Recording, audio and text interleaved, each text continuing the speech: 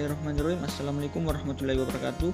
Perkenalkan, nama saya Edril Afandi bin Adi dari kelas IP 3C dengan NIM 1056411084119. Di video kali ini saya akan menjelaskan tentang masa depan good governance di Indonesia. Yang pertama, saya akan menjelaskan tentang pengertian good governance. Good governance adalah suatu penyelenggaraan manajemen pembangunan yang solid dan bertanggung jawab, yang sejalan dengan prinsip demokrasi dan pasar yang efisien, penghindaran salah alokasi dan investasi, dan pencegahan korupsi baik secara politik maupun secara administratif, menjalankan disiplin anggaran, serta penciptaan legal dan political framework bagi tumbuhnya aktivitas usaha. Indonesia sendiri mulai benar-benar dirintis dan diterapkan sejak meletusnya era reformasi, yang dimana pada era tersebut telah menjadi perombakan sistem pemerintahan yang menuntut proses demokrasi yang bersih, sehingga good governance merupakan salah satu alat reformasi yang mutlak diterapkan dalam pemerintahan baru. Akan tetapi, jika dilihat dari perkembangan reformasi yang sudah berjalan selama 15 tahun ini, penerapan good governance di Indonesia belum dapat dikatakan berhasil sepenuhnya sesuai dengan cita-cita reformasi sebelumnya. Masih banyak ditemukan kecurangan dan kebocoran dalam pengolahan anggaran dan akuntansi yang merupakan dua produk utama good governance. Selanjutnya, saya akan menjelaskan tentang prinsip good governance. Kunci utama memahami good governance adalah pemahaman atas prinsip-prinsip di dalamnya. Bertolak dari prinsip-prinsip ini akan didapatkan tolak ukur kinerja suatu pemerintahan. Baik buruknya pemerintahan bisa dinilai bila ia telah bersinggungan dengan semua unsur prinsip-prinsip good governance. Menyadari pentingnya masalah ini, prinsip-prinsip good governance diurai persatu sebagai tertera di bawah ini. Yang pertama itu partisipasi masyarakat. Semua warga masyarakat mempunyai suara dalam pengambilan keputusan, baik secara langsung maupun melalui lembaga-lembaga perwakilan yang sah yang mewakili kepentingan mereka. Partisipasi menyeluruh tersebut dibangun berdasarkan kebebasan berkumpul dan mengungkapkan pendapat, serta kapasitas untuk berpartisipasi secara konstruktif. Kedua, tegaknya supremasi hukum. Partisipasi masyarakat dalam proses politik dan perumusan kebijakan publik memerlukan sistem dan aturan-aturan hukum. Sehubungan dengan itu, dalam proses mewujudkan cipta good governance harus diimbangi dengan komitmen untuk menegakkan rule of law dengan karakter-karakter antara lain sebagai berikut: supremasi hukum, kepastian hukum, hukum yang responsif, penegakan hukum yang konsisten dan non-diskriminatif. Transparansi. Transparansi adalah keterbukaan atas semua tindakan dan kebijakan yang diambil oleh pemerintah. Prinsip transparansi menciptakan kepercayaan timbal balik antara pemerintah dan masyarakat melalui penyediaan informasi dan menjamin kemudahan di dalam memperoleh informasi yang akurat dan memadai.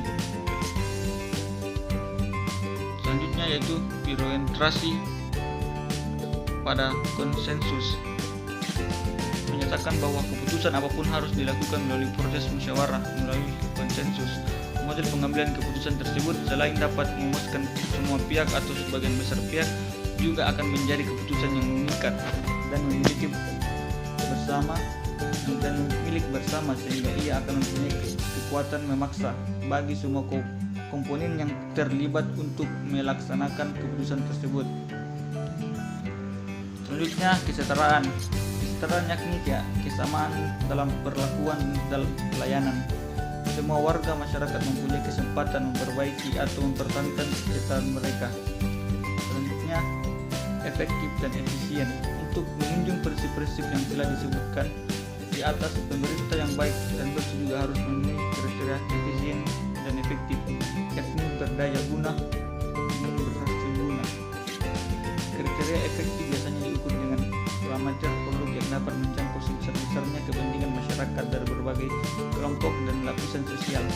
Agar pemerintah itu efektif dan efisien, maka para pejabat pemerintah harus menyusun perencanaan yang sesuai dengan kebutuhan nyata masyarakat yang disusun secara rasional dan terukur. Pertama, akuntabilitas. Akuntabilitas adalah pertanggungjawaban pejabat publik terhadap masyarakat yang memberinya kewenangan untuk mengurus kepentingan mereka. Dan terakhir, visi strategis. Visi strategis adalah pandangan-pandangan strategis untuk menghadapi masa depan yang akan datang.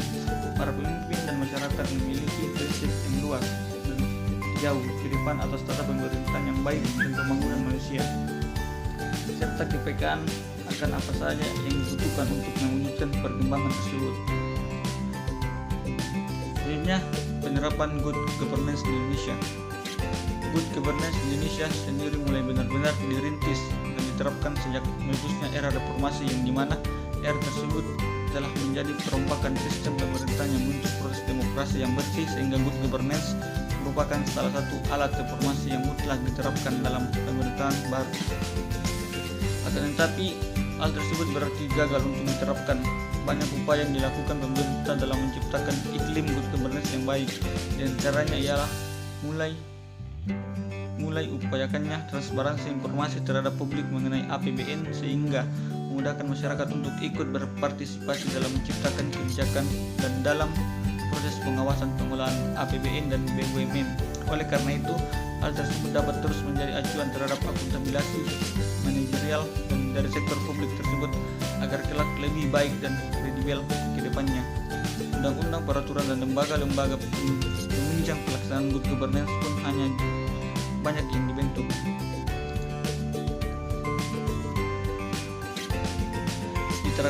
Diterapkannya good governance di Indonesia tidak hanya membawa dampak positif dalam sistem pemerintahan saja, akan tetapi hal tersebut mampu membawa dampak positif terhadap badan usaha dan pemerintahan, yaitu dengan lahirnya good corporate governance dengan landasan yang kuat. Diharapkan akan membawa bangsa Indonesia ke dalam suatu pemerintahan yang bersih dan amanah. Upaya mewujudkan good governance.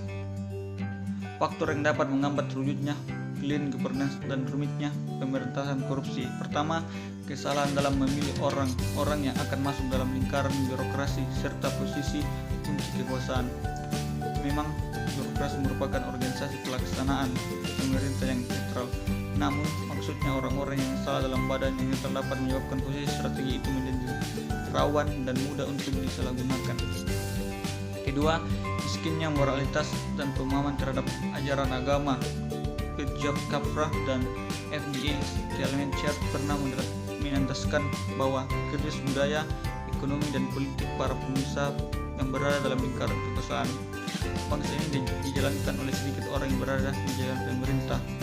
Maka baik buruknya negara ini serta salah satu parameter yang bisa diukur untuk melihat kualitas clean governance Indonesia adalah bagaimana moralitas para pemimpinnya.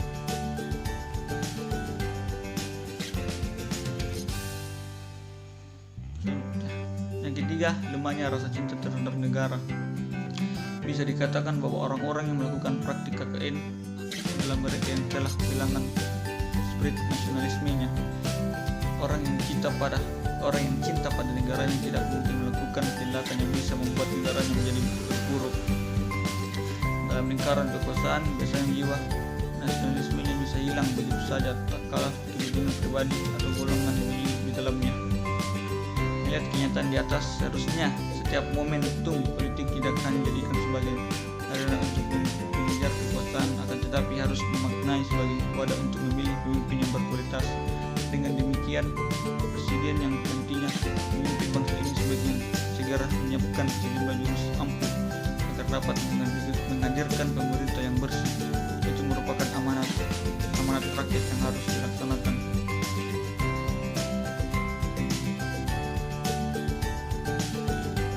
Namun tidak juga memerlukan manusia-manusia lain yang sangat berkiprah di bidangnya dan menghasilkan kemajuan yang penting bagi bangsa.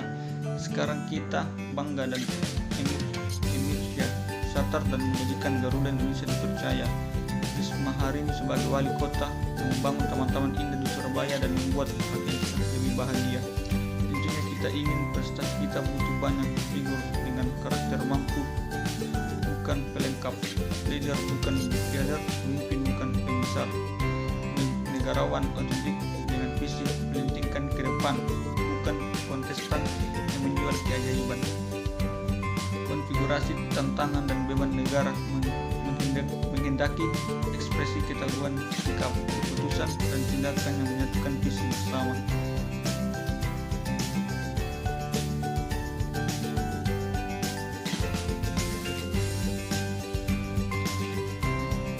Kesimpulan dari PowerPoint saya adalah dalam sebuah wilayah yang bernama negara dipastikan dalam terdapat komposisi rakyat dan wakil rakyat, di mana dalam konteks ini wakil rakyat merupakan penyejaman atau penjelmaan dari utusan rakyat dalam menjalankan roda pemerintahan. Bila ditarik ke atas, kita akan menjumpai pemimpin negara, di mana dalam negara Indonesia kita mengenal istilah presiden. Sejauh ini jika kita mencermati negara kita, tampaknya banyak sekali problem yang menimpa negara kita. Di antara problem yang paling menonjol adalah tindak korup yang dilakukan para pejabat kita. Maka dengan segala problem kompleks ini, kita dituntut untuk terus merenung, berpikir, dan melakukan terobosan-terobosan hebat, sehingga kedepannya Indonesia benar-benar menjadi negara yang pemerintahannya bersih dan baik. Dalam menghadapi masalah yang kompleks ini, kiranya dibutuhkan beberapa pembangunan, di antaranya pembangunan infrastruktur yang berimplikasi pada perbaikan jalan, jembatan, dan sarana-sarana lain yang berwujud kebendaan yang bisa mendukung kemajuan Indonesia. Selanjutnya, berbagai masalah itu bisa saja dipangkas dengan melakukan beberapa pendekatan, yakni pendekatan secara struktur, di mana dalam hal ini ditegakkan ialah kesetaraan dalam tingkatan yang pada akhirnya berimplikasi pada tidak ada perbedaan dalam agama, suku, ras, dan lain sebagainya yang bisa membahayakan kemajuan Indonesia. Sekian pemaparan PowerPoint dari saya, kurang lebihnya mohon dimaafkan.